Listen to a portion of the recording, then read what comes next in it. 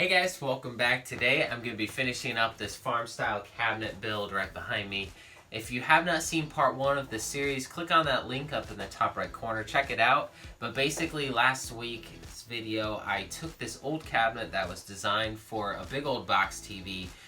Basically everything on the inside of the cabinet was just obsolete, wasted space completely, so I tore that all out. Everything on the outside, the moldings, handles, hardware, everything that was dated, I just ripped off. Started with just the bare bones of the cabinet and built up from there to be a farm style cabinet. So I left off last week with having just the rough wood, the construction finished, but this week I need to sand down the wood, prep it for paint. I'll be painting on the top. I need to sand that down. I'll be staining that instead to add a bit of pop of color and some character to the piece, and then I'll be putting a clear coat on top of that to protect the wood. In addition to those, I'm going to be doing a couple unique tricks to make this wood look a little bit more antique, as well as to rough up the cabinet to make it look more rustic to fit in with a farm style cabinet. So I'll show you guys how I do that. Stick around to see what I've got planned and I'll get started.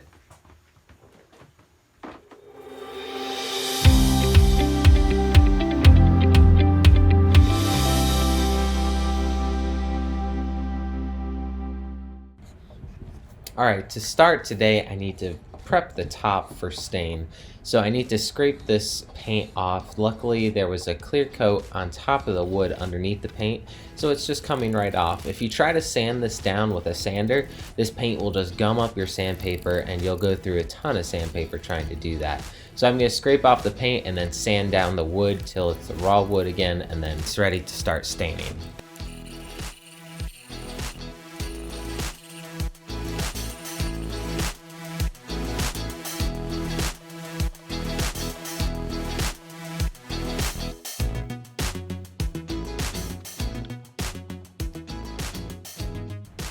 Now for the stain, I'm going to be using just regular wood stain, and I'll be using the darkest one that I have.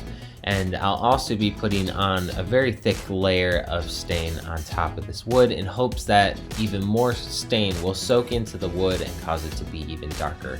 So I'm going to let that sit for a little while and let it soak into the wood. Now once the stain has had a chance to soak into the wood some, I'm going to bring over a can of flat black spray paint, and while the stain is still wet, I'm going to spray this spray paint on, making just a random pattern, nothing consistent. And then once I spray that on, I'm going to quickly start wiping it in or rubbing it off with a rag. And when you do that, it causes it to stick and soak into the wood, but also takes off any excess and really makes it look like a marbled or textured wood instead of just spray paint. Now it's really important that you do this before the stain has completely dried, or else the paint will literally stick right to the wood and dry almost instantly, and you won't be able to wipe it off like this and give it a marble texture. Once you're done to your liking, you can leave the furniture sit for about a day. This will give it plenty of time for the stain and the paint to fully soak into the wood and cure, and then you should be good to wipe off any excess and then put the clear coat on top.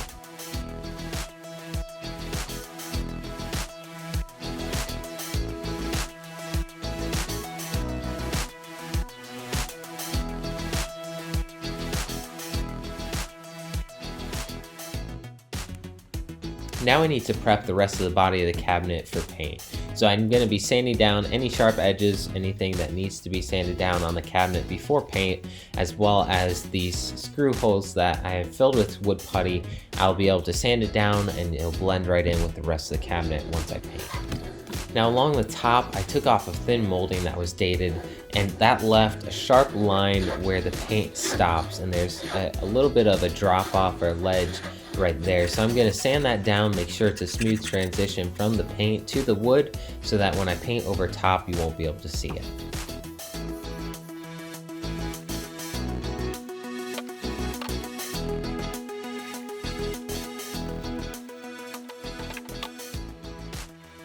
Now everything's ready to paint. All I need to do now is take off the doors so I can paint those individually and then paint the cabinet as well. To start, I'm going to add 1 coat of primer on top of this cabinet, and this really just covers a lot better than regular paint. It will cover up that burgundy color as well as soak into the wood and seal it so that it doesn't absorb all of my paint when I go to paint it.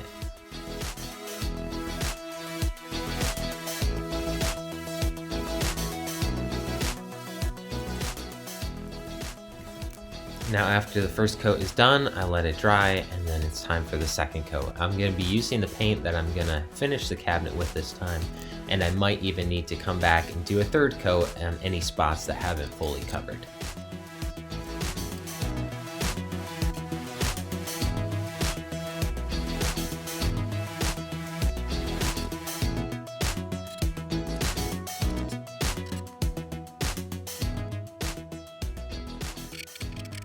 After reattaching the doors, I need to add on the magnets that will hold the door shut when you close them.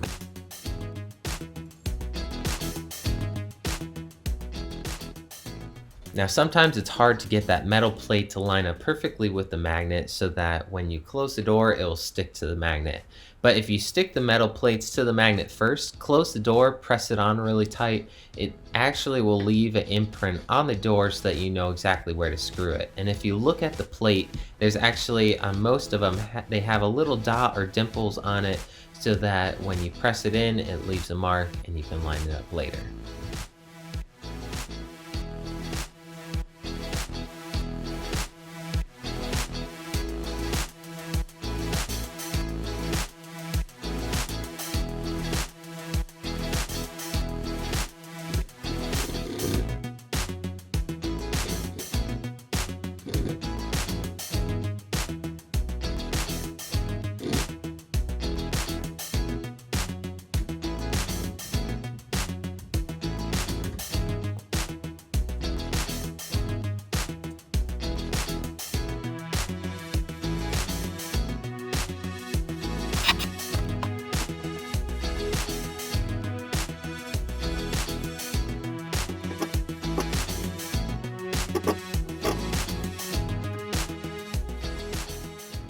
Now that the top is fully dried, I can now apply the clear coat on top. Now today I'm going to be using this Minwax polyacrylic. It's a clear satin finish. When applying it, it looks almost like a milky texture, but it does dry perfectly clear and is a very durable finish.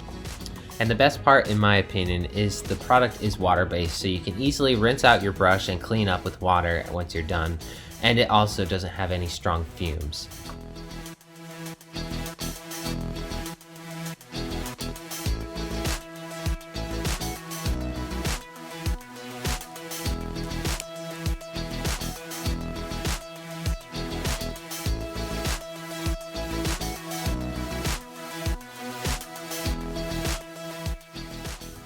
Once this is dry, I'll add 1 more coat and then it should be good. Now I need to finish off the look of the cabinet, and to do this I'm going to take some sandpaper and scuff off some of the paint around the corners and edges to make it look worn and more of a farm style look. Now you don't want to go overboard with the sandpaper and just sand down every edge. That'll be way too much. What you want to do is hop around randomly from place to place, spreading out the places that you wear down. What you're going for is a naturally worn look. Now I'm going to take the stain that I used on the top of the cabinet and I'll spread this around wherever the wood is showing that I sanded off the paint. Now this will soak into the wood and cause it to contrast more with the white background. Now the stain really helps it look naturally worn and helps me reach the style that I'm going for.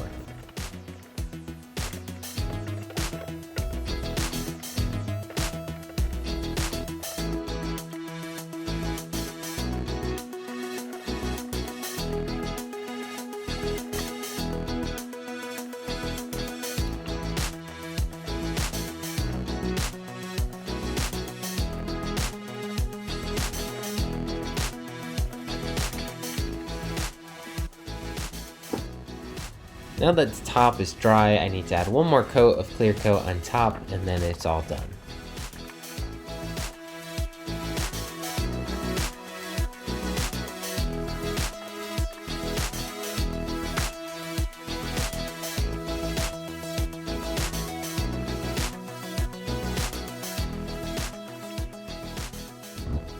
Here's the finished top. The coat is still wet, so it's a little bit milky. In just a second, I'll show you it all dried up and it is perfectly clear.